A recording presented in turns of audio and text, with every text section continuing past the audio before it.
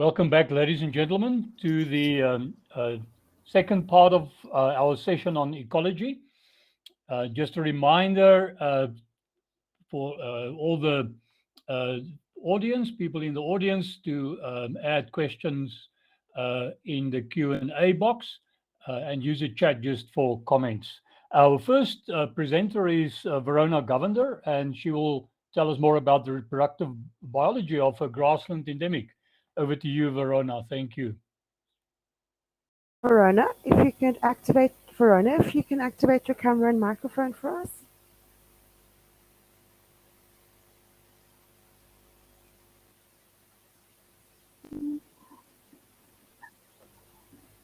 There we go, and you can start your screen share. Has it started? There you go. Okay, thank you. Yeah. Everybody, today I will be presenting my research which focuses on the reproductive biology of the grassland endemic Aloe Vera. Aloe veracunda is a summer flowering grass aloe in the family Asphodelaceae. The aloe is distinguished by its long grass-like leaves, spotted base, and beautiful bright red flowers.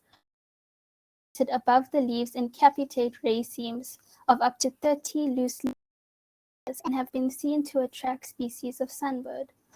The aloe commonly occurs on south-facing slopes along the rocky ridges of its distribution.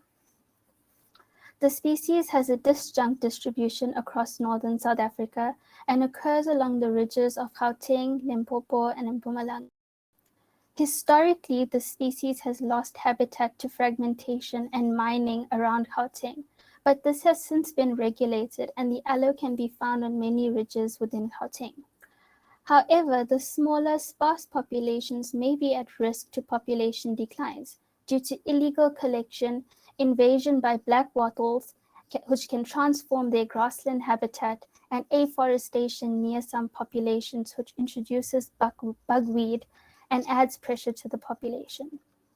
By investigating the breeding system and pollinator contributions to the reproductive output of the aloe, that information can then be utilized for management and conservation of the aloe populations and their habitats. Therefore, the aim of my research is to investigate the reproductive biology of Aloe veracunda, focusing on the breeding system and pollination syndrome it utilizes, and the effect of seed and fruit predation on its reproductive output. To achieve this, I asked the following questions. Is the aloe capable of self-compatibility, and does it depend on pollinators to facilitate pollination? What are the primary pollinators the aloe utilizes? Are the pollinators effectively pollinating the aloe? And are there any predators of the aloe fruit and seeds? And does predation have a significant impact on the aloe's reproductive output? To determine the degree of self-compatibility, hand pollinations were conducted on 25 individuals at the Melville Koppies Nature Reserve. Treatments included pollinations between flowers of different individuals, gytonogamous self-pollinations between flowers of the same individual, autonomous self-pollinations, and an open treatment. Unmanipulated racemes were bagged with mesh bags to inhibit visitors to the flowers. For each treatment, the percentage fruit and seed set were calculated and analyzed using GLMs and Kruskal-Wallis tests. No fruit or seeds were produced in both the gytonogamous and autonomous trials. The aloe is not capable of self-pollination. Fruit and seed set were found to be significant cross-pollinated treatments. Seed viability and germination trials were conducted on the seeds produced and showed significantly higher percentage germination in the cross-pollinated seeds open treatment. Seeds that did not germinate underwent viability tests where a large percentage of cross-pollinated seeds germinated successfully. However, a large portion of seeds were inviable or impacted by open treatment and had few successful germinations. Results indicate that the aloe is in fact self-incompatible and is reliant on pollinators to facilitate cross-pollination for reproduction. So which primary pollinators does the aloe utilize for pollination? To answer this, we conducted nectar analysis and pollinator observations. Nectar volume was analyzed using microcapillary tubes and concentration was a handheld refractometer. This was done on 3 male-phased flowers from 5 individuals in 2-hour intervals over 12 hours, and sampling was repeated on 2 days. There was no difference in nectar characteristics between the 2 days. Nectar volume peaked at 10 a.m. and decreased from 12 p.m., after which the nectar became viscous and very hard to remove from the flowers. Flowers produced high volumes and low concentrations of nectar when compared to that of other insect-pollinated grass aloes. However, it shares some similarity to other dual-pollinated or specialist bird pollinator species.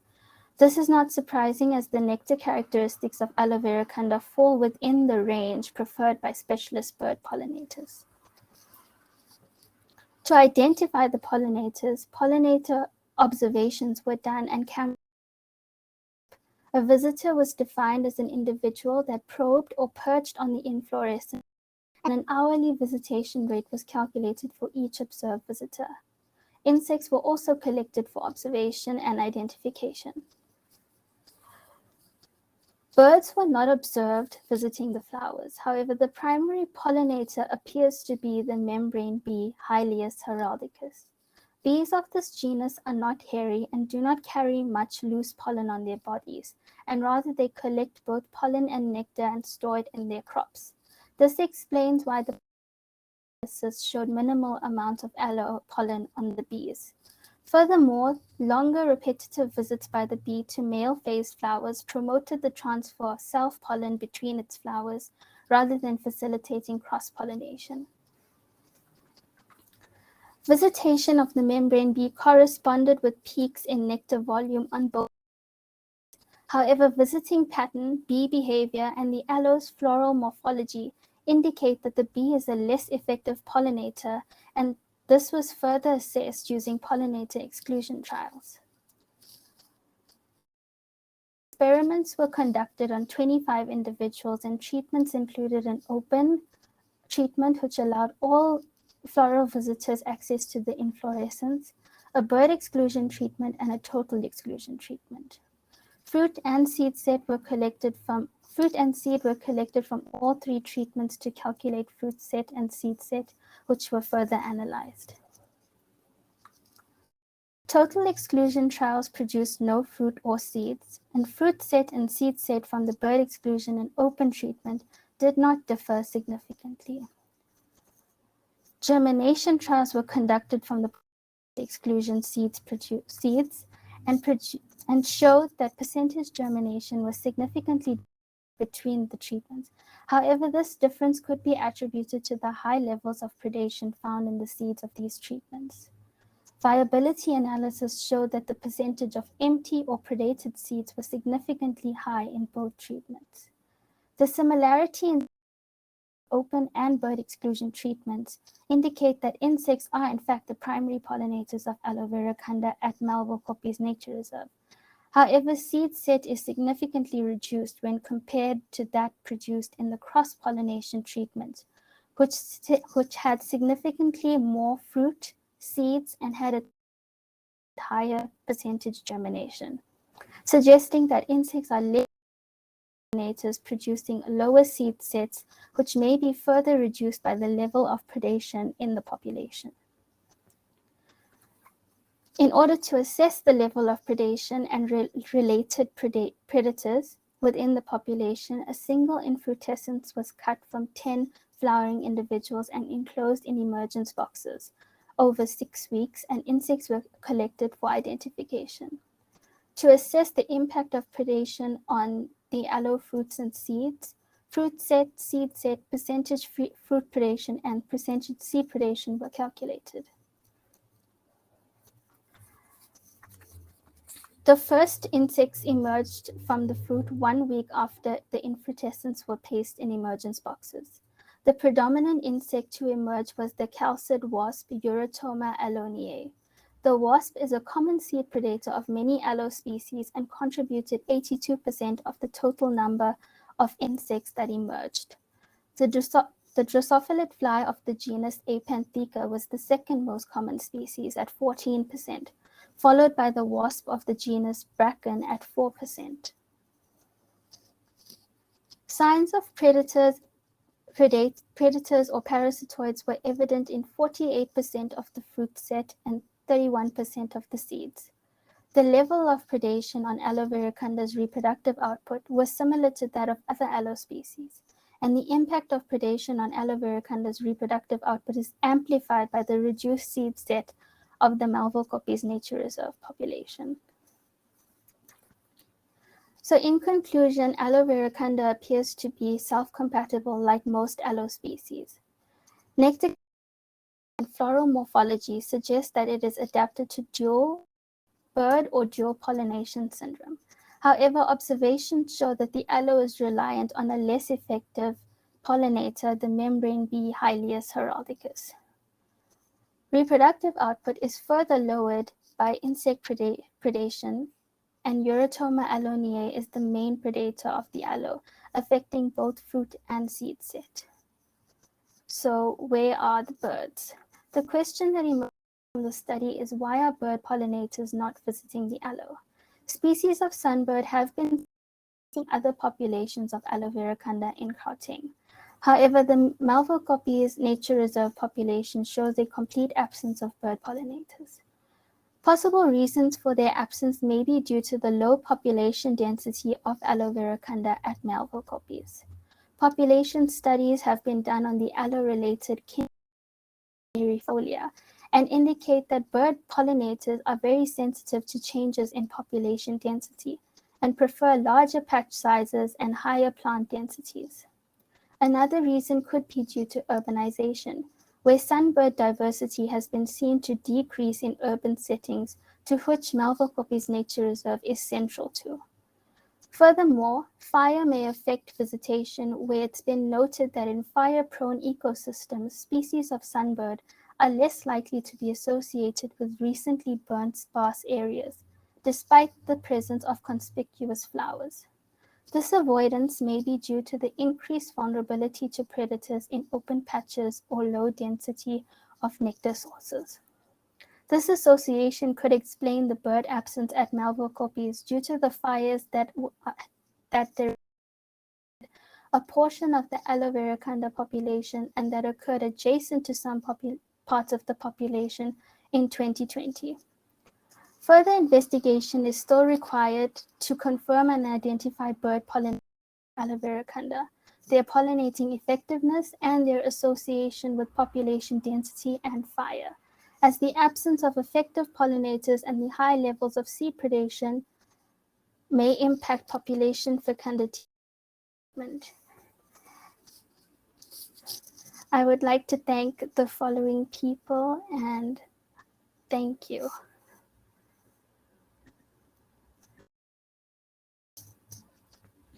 Thank you, Verona, for a very interesting participation. Very interesting presentation, I'm sorry. Are there any questions from the audience? I see a lot of applause to you, Verona. Any questions? More applause. Sandy Lynn Steenhuisen has a question. Well done, Verona. Lots of work. You answered my question about where are the birds. Any thoughts about urban gardens taking pollinators away from natural areas there? It could be a possibility, but a lot more research be needed on the population structure and just the general ecological and morphological interactions between the plants and the pollinators. I hope that answered the question. The whole aspect of urbanization, the influence of urbanization, is a very interesting one that has not yet been studied that much, and I think it's quite valid that there are so many flowering plants planting in gardens. But my question is just how close are the gardens to the nwu-pukke nature reserve? Is it really very close, or Well, I would say Is it there's quite one distant?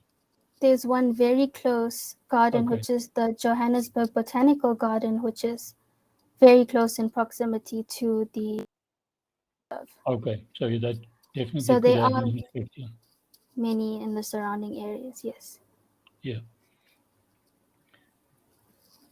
Sandy Lynn said, thanks. Lots still to investigate. Very nice study. Yeah. So you've got your work cut out for you for future studies. Yes. Any more questions, ladies and gentlemen? Any evidence of nectar robbing? Is Sandy Lynn asking? None that I noticed was significant. There was a few by some ant species, but made a big impact on any changes in nectar volume. Thank you. Thank you very much, Verona. If there are no more questions, thank you very much for your contribution. And you. we would like to go to the next presentation. We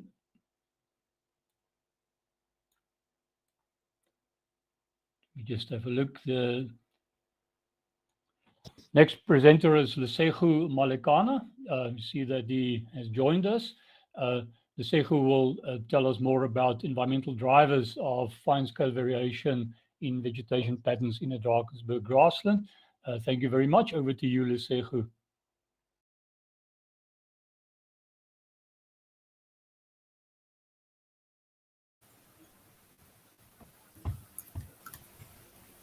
Thank you. Can everyone hear me?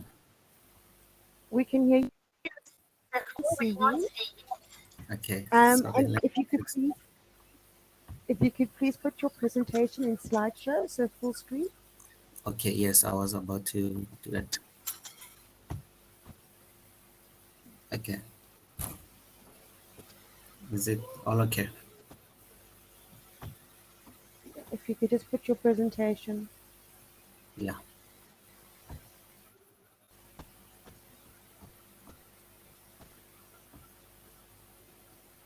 Okay. Good afternoon, everyone. Thanks to the chair for the introduction. Today, I want to talk about some work I have been doing on a Drakensberg grassland site, where we looked at how abiotic factors influence vegetation cover and dominant grass species at small scales. Grasslands are important for providing various ecosystem services in South Africa and are poorly protected and highly threatened. Our grasslands have high biodiversity and need greater conservation, especially considering growing environmental pressures, including bush encroachment, biological invasions, changes in fire regimes, and habitat transformation. In addition to these imminent threats, this biome's response to changing climate is poorly understood. In particular, our montane grasslands may be strongly negatively affected by changes in climatic conditions. In grasslands, vegetation cover is strongly related to ecosystem services, and therefore it is important to understand how plant cover responds to changes in temperature and rainfall. Vegetation cover can be studied as total plant cover or as the cover of individual taxa. In grasslands specifically, grass species can dominate plant cover even where other plant groups dominate species richness. Therefore, in this study, I have examined how several abiotic variables, including measures related to soil temperature and soil moisture, are related to spatial variation in vegetation cover and the distribution of dominant grass species in an alpine grassland. This study was conducted at Golden Gate Highlands Park in the Drakensberg, and I was working at an altitude of approximately 2,000 meters above sea level. Here I'm showing you a Google image of the site I've been working on. We had 8 grades. As you can see them here, they are represented by the yellow blocks. In each grade, we surveyed 160 cells that are 1 meter square in size.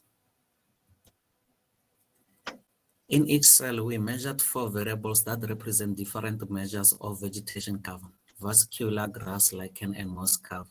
We additionally recorded the occurrence of each of the 10 grass species that make up 60% of the total vegetation cover.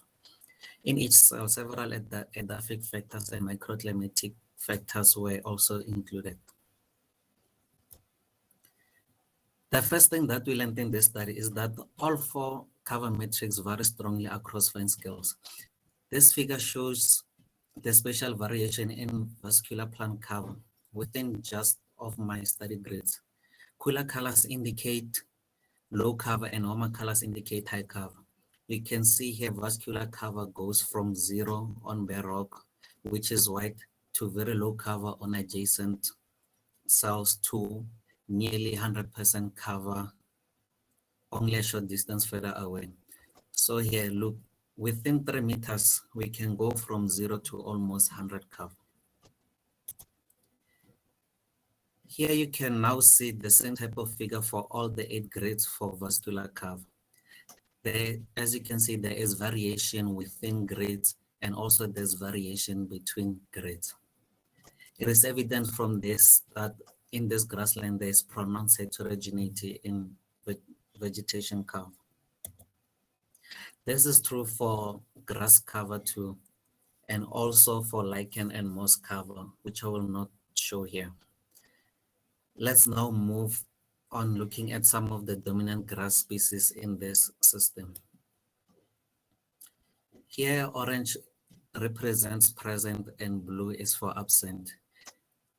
Each column is for each grass species and column is for grid and row is for grass species.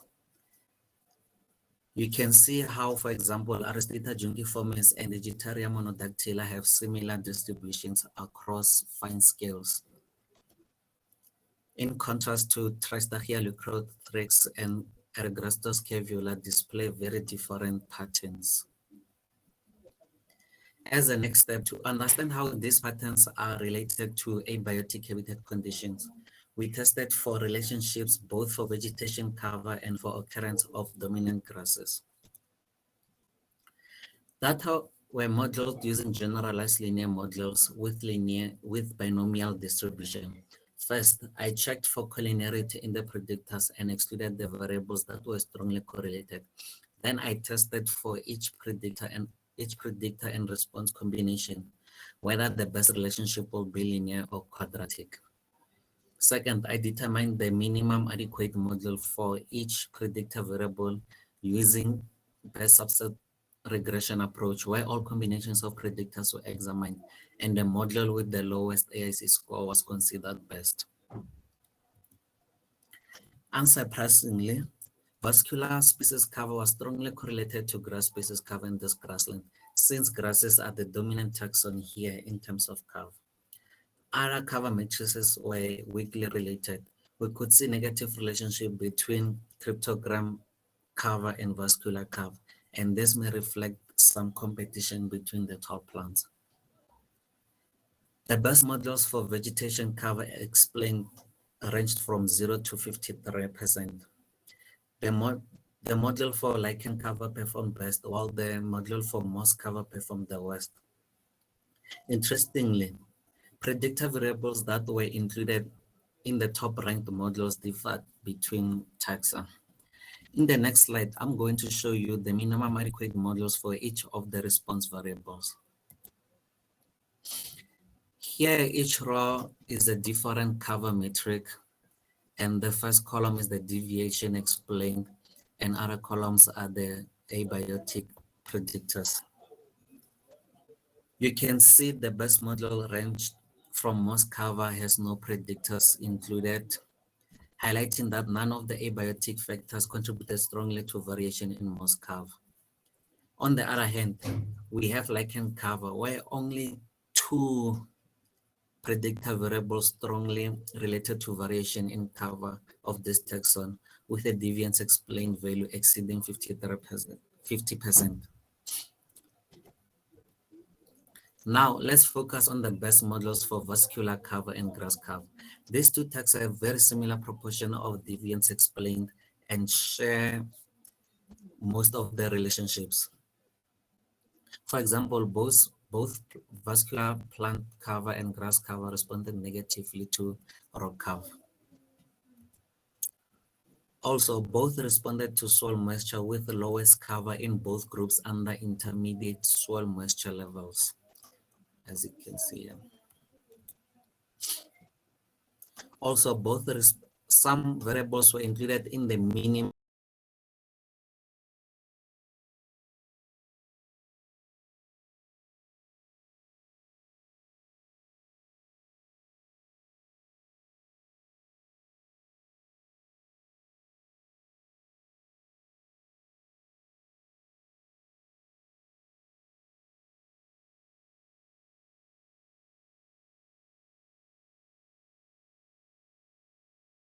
Okay.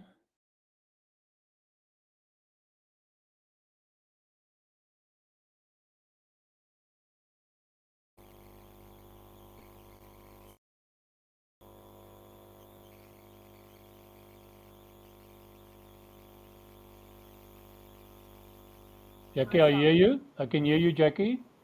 The circle seems to have lost connection. I don't know if you want to wait a little bit or if you want to go on to Ben and we come back. Okay, he's dropped off completely now.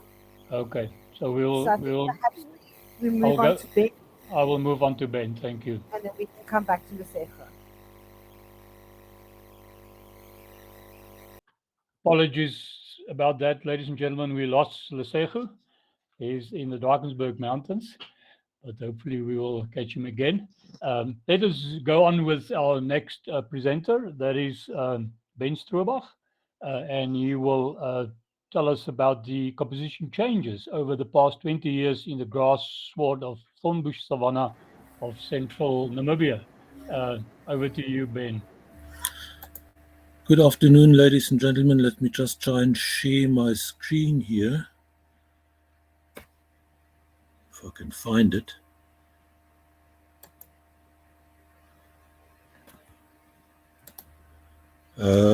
Can you see my screen now? Yeah, ladies and gentlemen, I wanted to introduce a little bit on what we've been doing in terms of long-term observation in the last couple of years. Hi, Ben. Sorry, it's not up yet. It's not up yet. No. We'll try again first.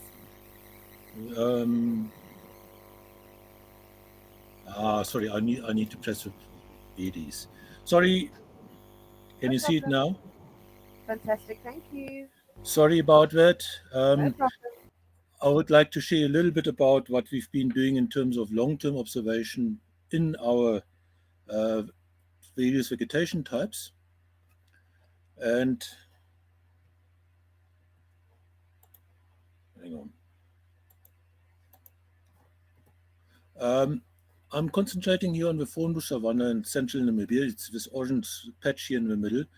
It is a typical arid savanna. We are talking about 300 to 450 millimeters of mean annual precipitation per year.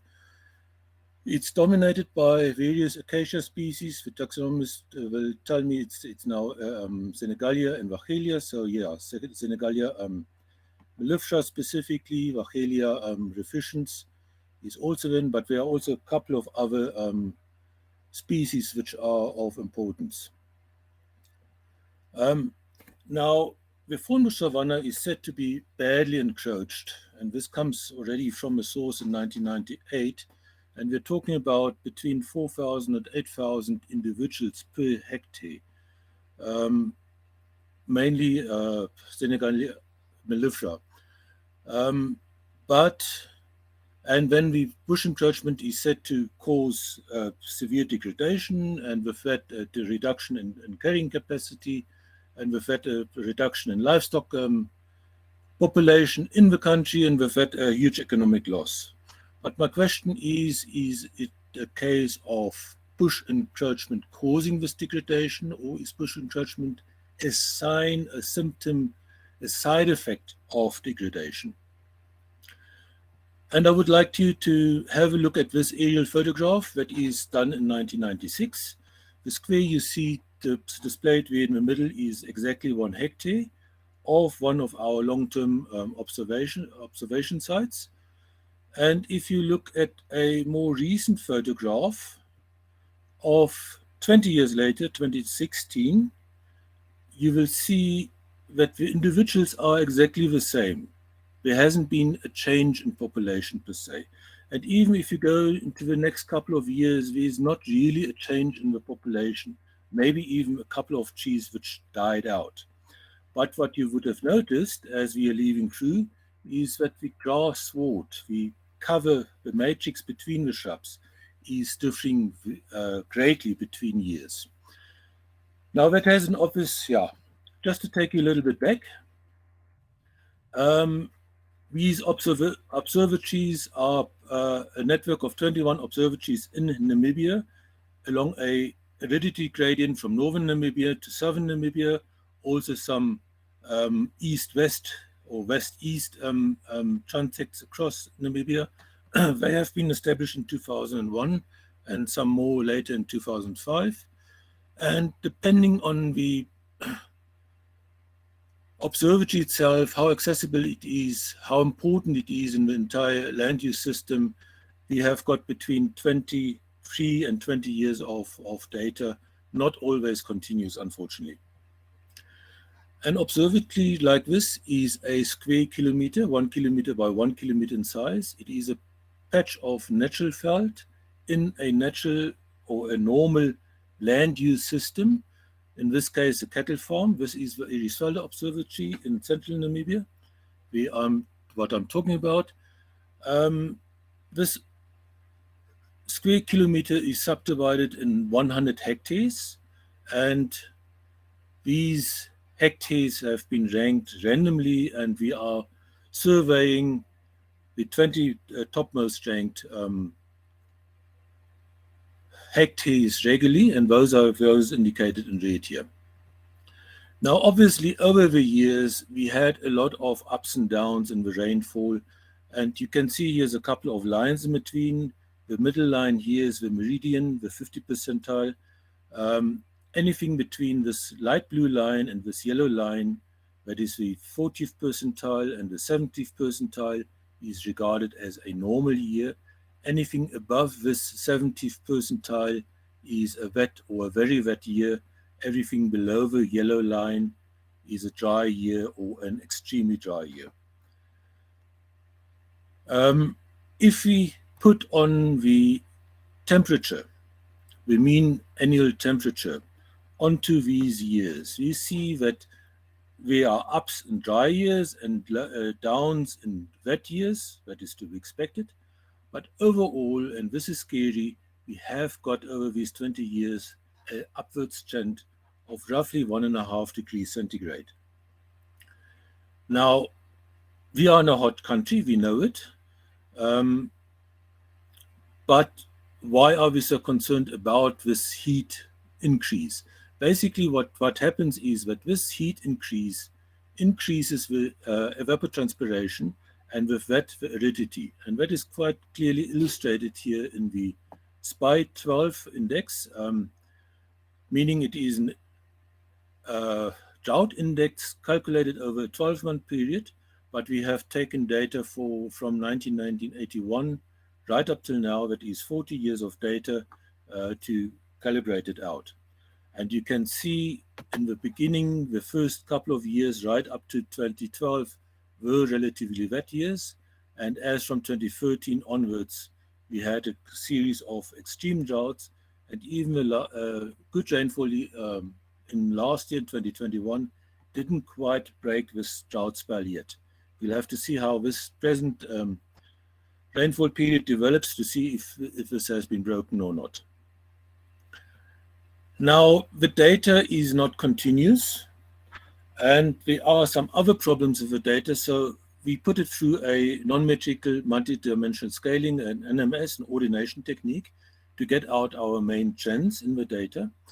And quite obviously, the main driving force behind it is the rainfall, and linked to it the mid-season quality and the quality of the season. But A secondary axis is, or a secondary driving force is actually the time since the first observations. And linked to it is also the drought index.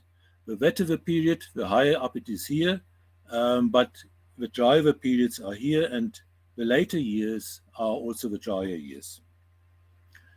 If we take these three main drivers, the rainfall versus the wetter years, drier years, and put over some of our diversity indicators, very obviously is that your annual grasses react very strongly according to the rainfall. The wetter the season, the more annual grasses there are, and interesting enough, also the species richness in annual grasses. What is more of importance is that our perennial grasses are linked to our wetter years, our earlier years, but as time goes on, over the years, our perennial grasses are reducing, and with that our veld condition is reducing. Why the species richness of dwarf shrubs is increasing in the drier years, I've got no idea. Maybe it's just an artifact of sampling that we can see these things better. I've got no idea.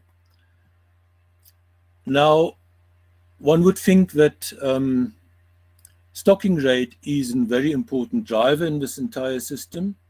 We tested it on this ordination, and we found no real evidence that it has anything to do with what is happening in the veld, as you can see here. And it could be an artifact of the type of data. It could be just the fact that the reaction to droughts was not quick enough for these.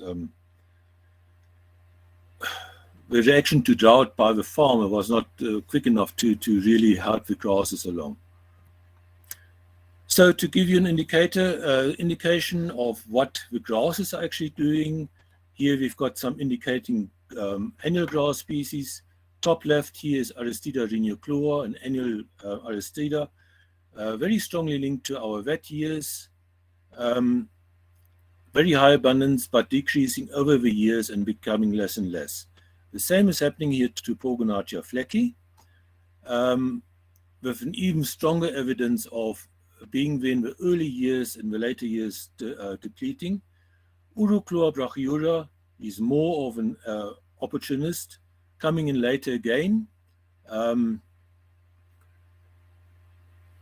we've got Eragrostis porosa, and this is interesting, Eragrostis porosa is taking over in later years. Now we've got a depletion of these two grasses, Aristida reniochlora and Pollinator flecki, in the from the earlier years to the later years. These are replaced by Eragrostis porosa. Those who know the species better will know that Aristida reniochlora is a bulk producer, very hard grass, not very palatable, a very sticky grass with its seeds, but still a bulk producer, whereas Eragrostis porosa is a very flimsy little grass with very little biomass. And then we've got Melinus repens, subspecies grandiflora, the well-known red top, also very opportunistic. In the later years, it's an indicator of degraded soils, so it might just be an opportunistic encroacher in the system. If we look at the perennials, and I want to focus specifically on the top three, Aristida congesta, Eragrostis lehmanniana, and Stepagrostis uniplumis. These are our typical grasses for that area. Aristida congesta, obviously also not a very palatable grass, a very small grass, not really a bulk producer, but also, interesting enough, also decreasing over the later years. Whereas Eragrostis lehmanniana and Stepagrostis uniplumis are our two bulk producers in that area. And the fact that these are decreasing over the later years is very significant. We are basically looking at a reduction in grazing capacity over these 20 years. Our two very palatable species, which we do get on this observatory, Schmidtia papophoroides and Brachyara necrobedata, are at such low densities that they don't really give a very good correlation, and we cannot make a prediction of what is happening to them. In conclusion, we can say bush encroachment is not the cause of veld degradation, rather a symptom, a sign of degradation, and a result of degradation.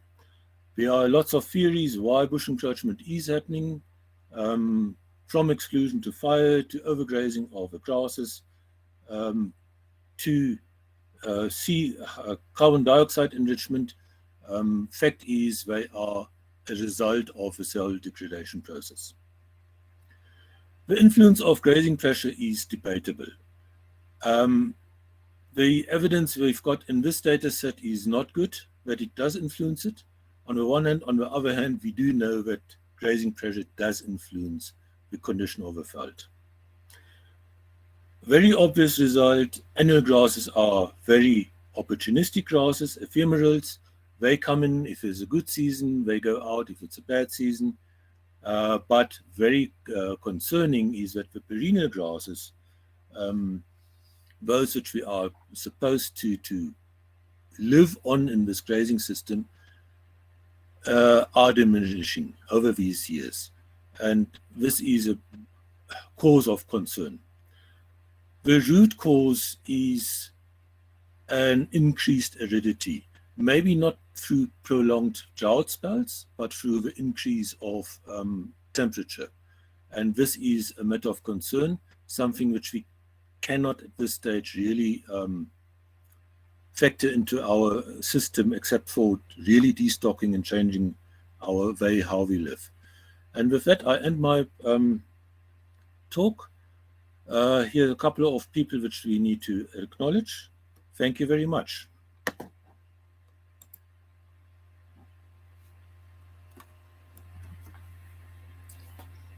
Thank you, Ben, for a very interesting presentation using long-term data.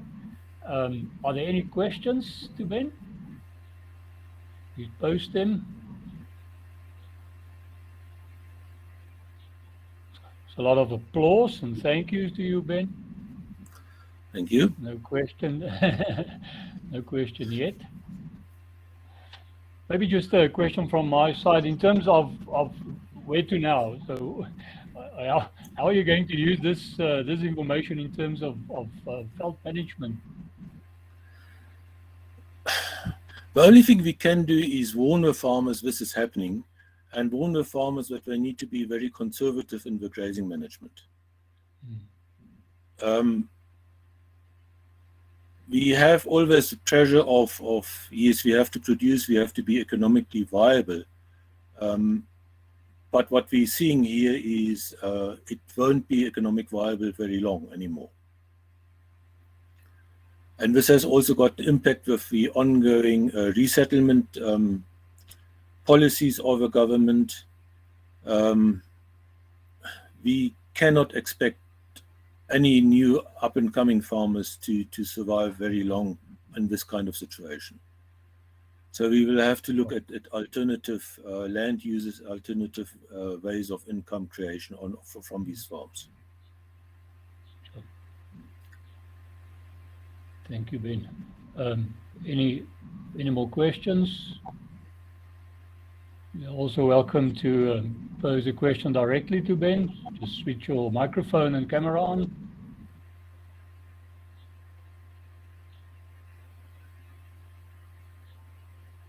Ben, thank you so much for a very interesting presentation.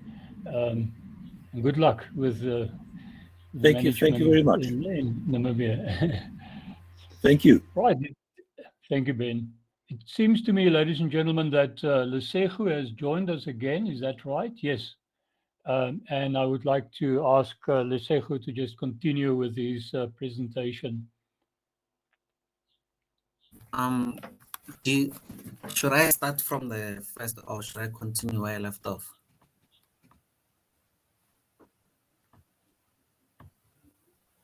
So you can continue from where you left off.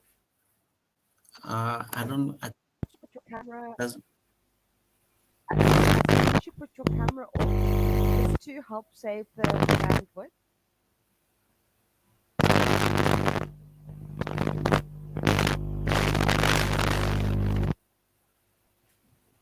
Lesego, are you there?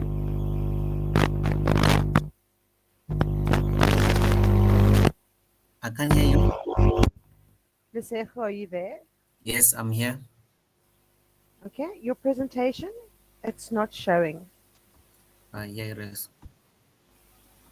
Okay, and put in presentation mode. Okay.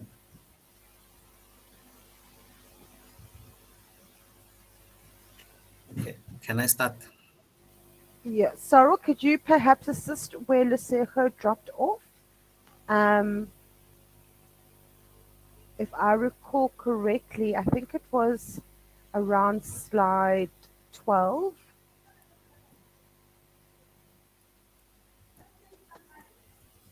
Cyril, are you there? I think you are right. It was past this. Did you see this? It was. I think it's just. Was it here or just past this? I think here is good. Okay. Oh, yeah. Oh, Thank you, Lesego.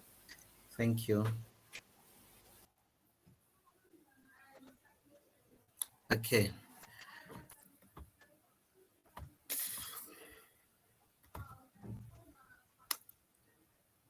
Here are the same type of figure for all the 8 grades for vascular curve.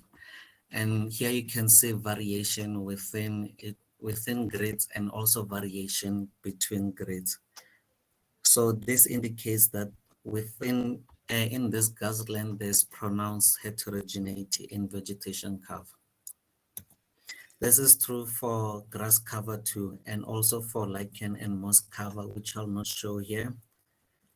So now let's move on to looking at some of the dominant grass species in this system. Here on this table, each row represents each species and column is for each grade. And orange is for presence and blue is for absence. You can see how, for example, Aristida and Digitaria monodactyla have similar distributions at fine scales, in contrast to Tristachia leucrophix and Ergrastos scavula show very different distributions. As the next step to understand how these patterns are related to abiotic habitat conditions, we tested for relationships both for vegetation cover and for the occurrence of dominant grasses. Data were modeled using generalized linear models with binomial distribution. First, I checked for collinearity in the predictors and excluded the variables that were strongly correlated. Then I tested for each predictor and response combination where the best relationship will be a linear or quadratic. Second, I determined the minimum adequate module for each predictor variable using a best subset regression approach, where all combinations of predictors were examined and model with the lowest AIC score was considered best.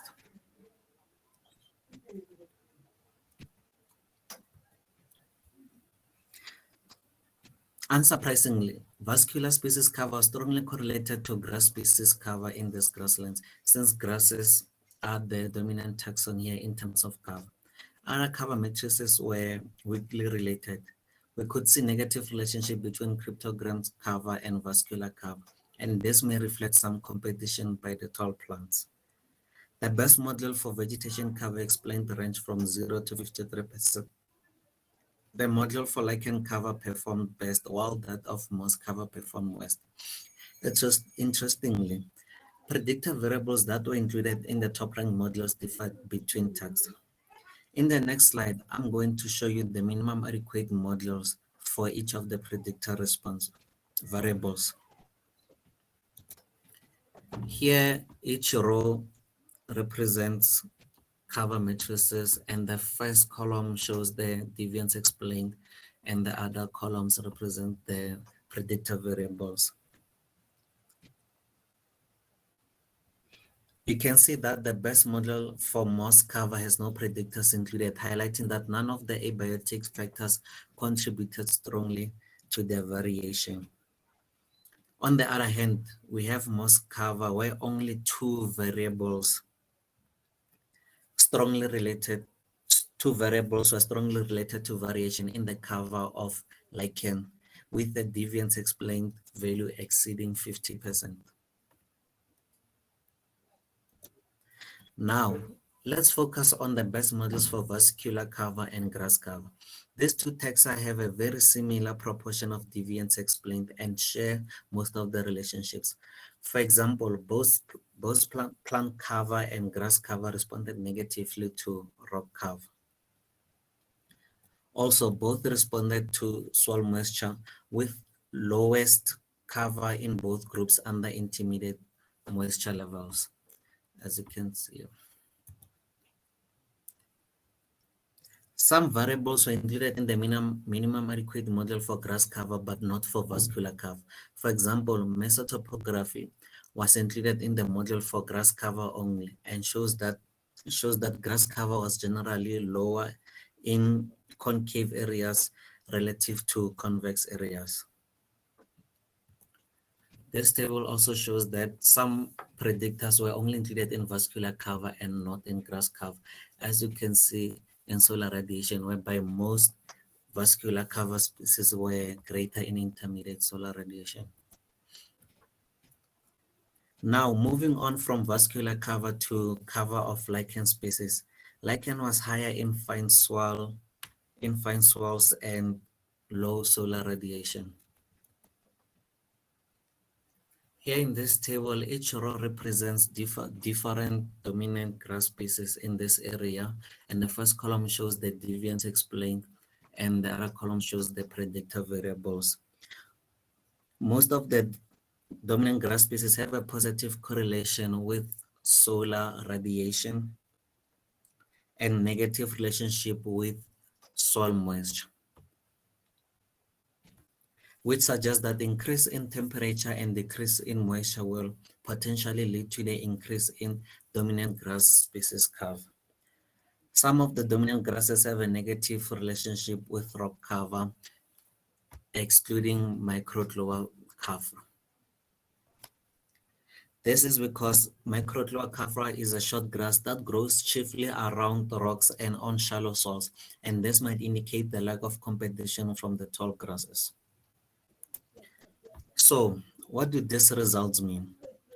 Grass and vascular cover are strongly related, and they responded to some of the predictors the same way. What we have also learned from this result is that the cryptogram cover might be mostly driven by competition with vascular species.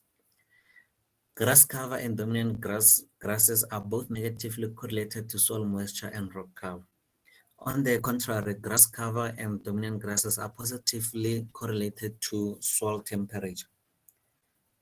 This gives us an indication that dominant grasses and other grasses might shift into the same direction towards the response to climate change. Okay, so what are the implications of this study? Increase in temperature and decrease in rainfall will generally increase vegetation cover, although this might have the minimum amount of moisture below that. Moisture is most likely to be a limiting factor with an increase in temperature. The cover of all of the grasses, including dominant grasses, is expected to increase with increasing temperature and decreasing moisture at fine scales. So this gives us an insight into how at fine scale vegetation in a system is going to respond. So going into the future, this suggests we'll see an increase in grass cover. One of the other insights is that biotic interactions might matter in determining cryptogram response. So incorporating biotic interactions into future studies might be a good idea. I'd like to thank everyone who listened, and I'd like to thank everyone who supported and helped me with this research. Thank you. Are there any questions?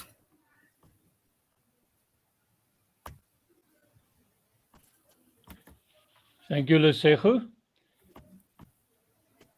Despite the fact that we lost you for a while, you succeeded to did your presentation. Very interesting. Thank you very much. Thank Any you. questions, ladies and gentlemen? Got a lot of applause. It's a question from Sanilin Steenhuisen. Thank you, Lesego. Can you say anything about the veld condition of that hilltop?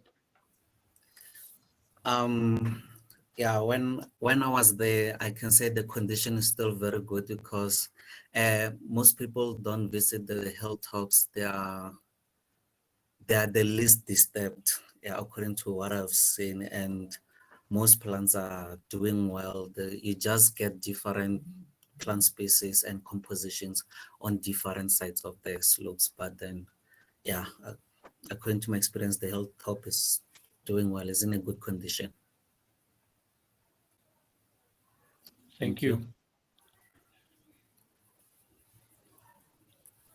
Right. Any prospects for further studies? How are you going to proceed further? in a nutshell. Yeah. So the aim of this study is to look at how vegetation responds at fine scales. So we are using spatial variation as a proxy for temporal variation. So now we are at the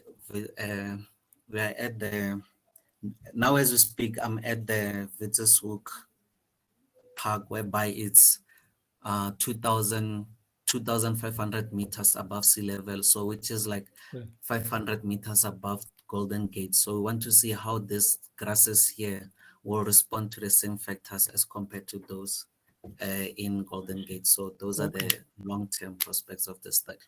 Great. And Sandilan also asked in terms of if you also are going to sample other hilltops. I think you probably answered that question because all the samples were concentrated on one hilltop. Do you expect differences in the species composition between neighboring hilltops there?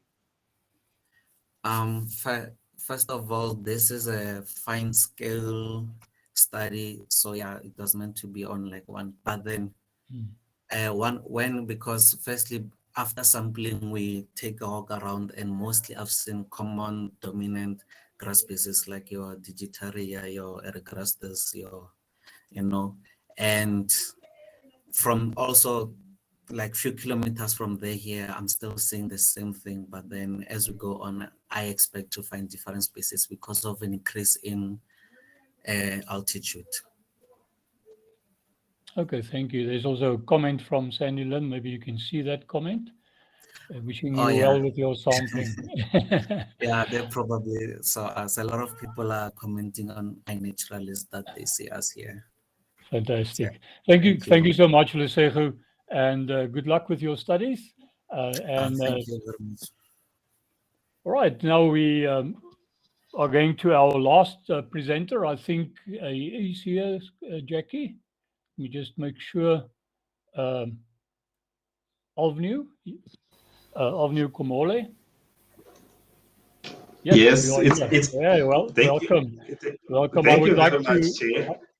I would like to introduce him to you, ladies and gentlemen. He will his presentation will be about effects of Prosopis velutina, invasion on soil characteristics along the riverine system of the Molopour River in the Northwest Province. Over to you, Avnu. Thank you very much. Just a point of correction. I don't know whether I wrote this name wrong the last Monday when they were introducing us to the software. But the name is Alvino, so the I come before the N. Yeah, thank you very much, Chair. Let me just try to see if I can still remember how to put in my presentation.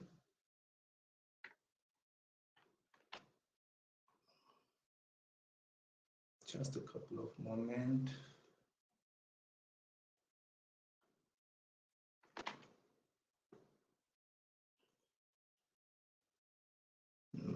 Share.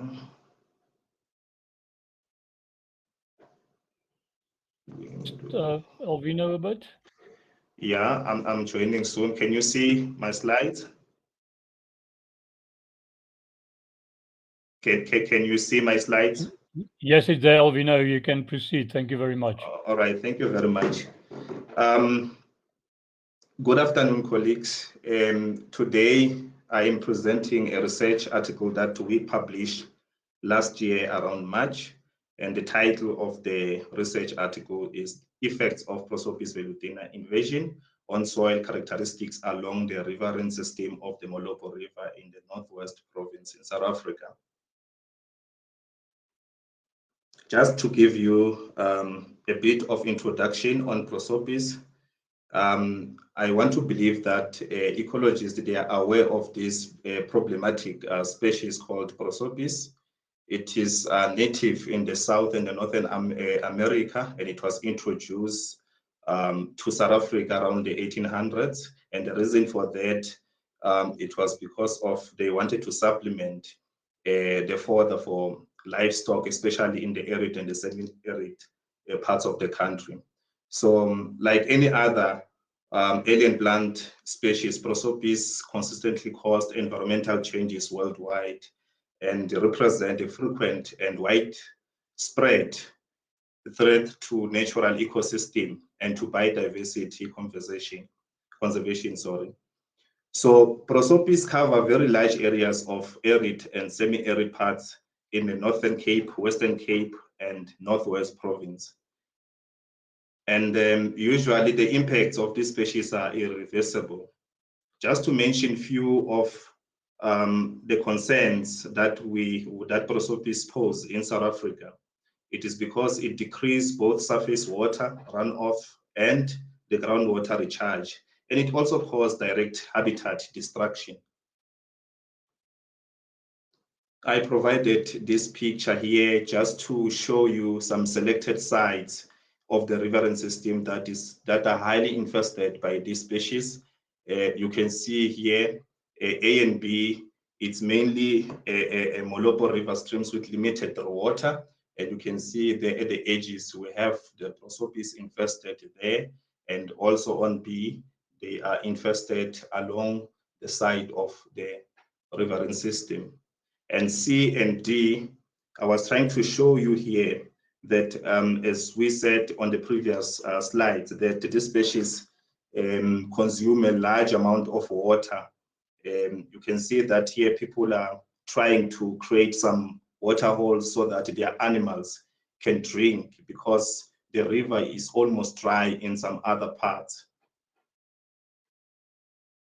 As I continue, you'll be aware that there is a large number of research that is actually published about Prosopis, but the research exploring the effects of Prosopis invasion on soil properties has received little attention, especially in the Northwest Province. So that is why we undertaken this study with an aim to investigate and compare the impact of Prosopis on selected soil properties and 5 sites with different Prosopis velutina density along the riverine system of the Molopo River in the Northwest Province.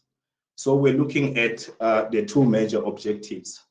One is to compare the selected soil properties from under canopies of Prosopis to the soil from inter canopies and the adjacent benchmark sites, which are the control sites, if you like. And the second one is to examine the changes in soil properties under the Prosopis velutina invasion across the 5 selected study sites. So this is just a description of the study site.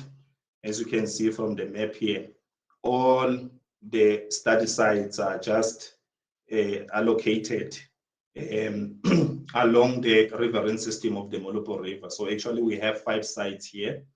It's A, B, C, and D, but under D, we subdivided the D into 2 sites, which we termed Tsidamlomo 2 and 1, simply because these 2 sites are highly infested by Prosopis species. And then our C points there, they represent Mabule sites. I will shortly show you the site description.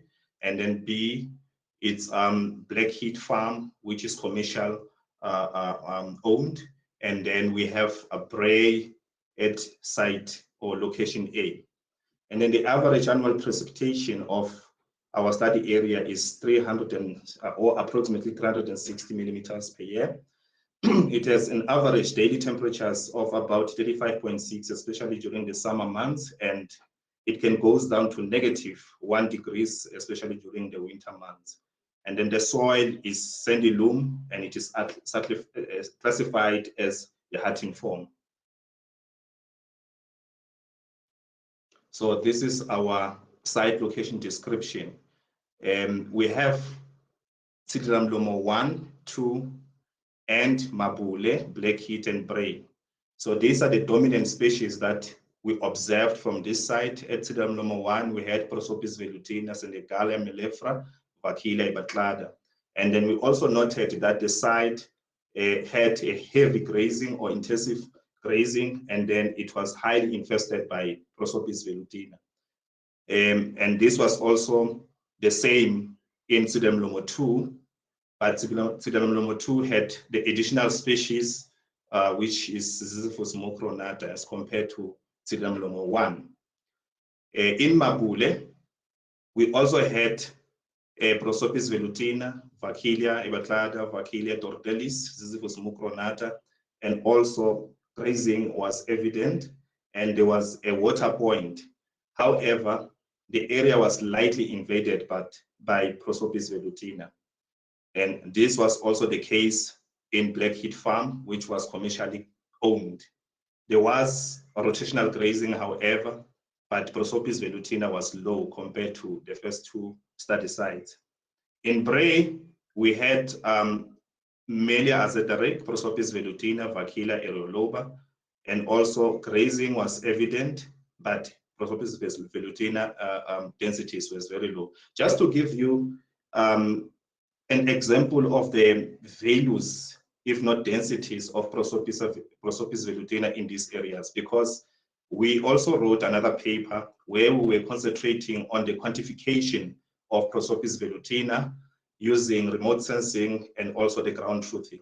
So in Tsidamlomo 1, we had approximately 97% of Prosopis velutina. In short, Prosopis velutina dominated this area and contributed, if not accounted for, 97% of the vegetation found there. In Tsidamlomo 2, we had 86%. And then Mabule, it was 49%, which was lightly invaded. And Blackheath was the lowest by 19%. And I think it is because of it is commercial owned, and the farmers are able to cut and destroy the species of Prosopis velutina in that area. And I think it's because of they know that this is a problematic species to have in the site. And then in Bray, Bray was a little bit higher in values. We had 55% here. Right, so I put these pictures just to show you the pictures depicting the densities of Prosopis velutina in the area. As you can see, these are the three species of Prosopis velutina in different higher classes, and this picture was taken in Tsidamlomo 2, and this one was taken in Tsidamlomo 1. You can see that we had offsprings of velutina. All these are Prosopis velutina, and they are found just in the middle of the river. And these ones are the older species that are found along the sides of the river.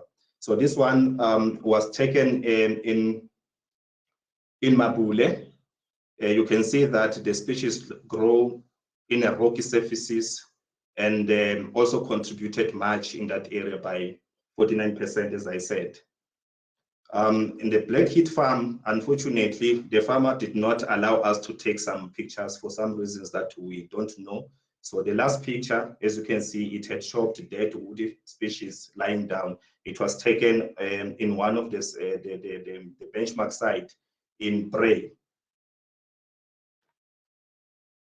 So the soil that were sampled or collected from the study area were collected from the upper 15 centimeters in the 3 replicated selected area, and were collected from under canopy and the intercanopies. We also collected some samples from the benchmark sites, but because of the status of woody plant variation or the status of the plants in the benchmark, we collected from the upper 15 centimeters, but this was done in 1 by 1 meters plots, not under and from intercanopies. So all soil samples from the upper canopies of the 5 selected sites where Prosopis velutina occurred were pooled homogeneously into a single bulk samples, and the soils from these sites were put separately at the room temperature for the sake of drying it, and also sieved through a 2 millimeter sieve to remove large particles, and also for the purpose of homogenization before the analyzation began. So for analyzing the samples, we took almost 2 kg of soil samples from the same position, and we sent all these soil samples collected from the different study sites through a brown paper bags to the laboratory at the Agricultural Research Council. Yeah, this is the picture that I just decided to put so that I show you where the soil samples were taken. Otherwise, there's nothing important about this. So I just decided to put the full description of the soil analysis here that was done at the ARC. To analyze the statistics, we used ANOVA to compare the differences among the different soil properties in different positions and different sites. And the statistical differences was determined at P, which was greater than 0.05, and differences among soil properties were separated using the Turkey's honestly significance differences post hoc test. All statistical methods were computed using the Excel 2013. This is our results and discussion. So all selected soil properties were compared between the soils collected from the upper canopy of Prosopis velutina with soils in the inter canopies and soils in the adjacent benchmark site. So just to say a list about benchmark site, all the selected benchmark sites were not far away from the actual study sites. And this is because of we wanted the benchmark site to have the same climatic conditions. Almost all soil properties measured were statistically different at different positions, and this is seen in table 2, which I'm going to present soon. And while significant differences were found in the selected soil properties in all the 5 sampling sites, soils characteristics differed significantly between the sites than among positions. So here is our table 2. This table shows the mean of selected soil properties in the 3 soil stands and at 5 study sites where Prosopis velutina infested. Alvino, you have 1 minute. You have 1 minute left. Is it? Wow. So basically here, the red color that I encircled these sites indicates the sites that were infested, highly infested, and the green one indicates sites that were not highly infested by Prosopis. So basically here I was looking at the soil properties. So the blue circles indicate the highest soil properties determined from the upper canopies as compared to the intercanopy and the benchmark site. In other words, we're expecting these results because of the highly infested infestation of the Prosopis velutina. However, we also had the variations of results here whereby the intercanopy and the upper canopy, it's either the intercanopy was equal to the upper canopy, or the benchmark, what we call it, properties of soil were higher than the upper canopy. We also had results that were unexpected, and they are highlighted by the gray color, whereby the intercanopy, instead of having the less value compared to the upper canopy, it has more value, if not the highest value. And this may be attributed to the what to call it, the steep of the slope, because of when it rains, or later that are distributed by prosopis, may be like just washed down the slope, and hence they will be having the higher accumulation of litter in the intercanopy than the upper canopy. I already explained this for the sake of time. And then if you look at the slides, it also shows that the highest mean of the properties were found under the canopies of the prosopis, or were found in the study sites that were highly infested by prosopis, as compared to the sites that were not highly infested by prosopis. So in conclusion, we just said variations in soil properties were observed not only between the three stands, which is upper, inter, and the benchmark site, but also between the different sites invaded by the Prosopis velutina. And the 3 points showed significant effects of Prosopis velutina on soil properties, and most of the soil properties were higher in the upper canopies, as it was illustrated from the table. And then higher values of pH, which you observe there by the gray color, it was in the intercanopy than the upper canopy. And these results highlight the importance of sites as most important source of variation in the impact of Prosopis velutina on the soil properties. Due to the variation of soil properties, values among different sites, it was difficult to confirm the significant impact of the invader of Prosopis velutina on the selected soil properties. And despite the number of studies on Prosopis species, there is no consensus on the predictability of the impact of these species on soil characteristics. As these species increase in the sites, more attention should be paid to studying this problem over a wide spectrum of embedded sites. And this study provides a valuable pattern for future studies in order to achieve successful control of Prosopis velutina. Thank you very much.